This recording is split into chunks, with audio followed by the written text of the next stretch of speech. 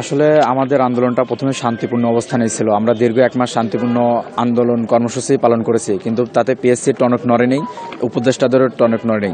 আমাদের কয়েকজন ভাই অনশনরত রয়েছেন। তো আমরা গতকাল থেকে কঠোর কর্মসূচি অর্থাৎ রেল অবরোধ সহ আপনার শাহবাগ ব্লকেট সহ আরও বিভিন্ন কর্মসূচি আমরা পালন করেছি। এতে জনদুর্ভোগ হচ্ছে। আসলে এই জন্য আমরা প্রথমেই বাংলাদেশের সকল নাগরিকের কাছে ক্ষমা প্রার্থনা করছি, কারণ পিএসসি আমাদের শান্তিপূর্ণ আন্দোলনে তারা আমাদের প্রতি পজিটিভ কোনো সাড়া দেয়নি। এজন্য আসলে আমরা কঠোর অবস্থান, রেলপথ অবরোধের মতো কর্মসূচি নিতে বাধ্য হয়েছি। আজকে আমাদের এখানে আপনার গতকাল রাতে পশ্চিমাঞ্চলের যে রেলের জিএম স্যার, তিনি আমাদের জানিয়েছেন যে পিএসসি গতকাল রাতে একটা মিটিং করবে, এবং আমাদের বিশ্ববিদ্যালয়ের মাননীয় ভাইস চ্যান্সেলর স্যারও জানিয়েছিলেন যে এরকম একটা মিটিং হওয়ার সম্ভাবনা আছে। সো আমরা গতকাল রাত কিংবা আজ পর্যন্ত তেমন কোনো পজিটিভ সাড়া পাই নাই যে যৌক্তিক সময় দিয়ে পরীক্ষাটা পুনরায় রুটিন প্রকাশ করবে। তো আজকে আপনারা কতক্ষণ পর্যন্ত থাকবে?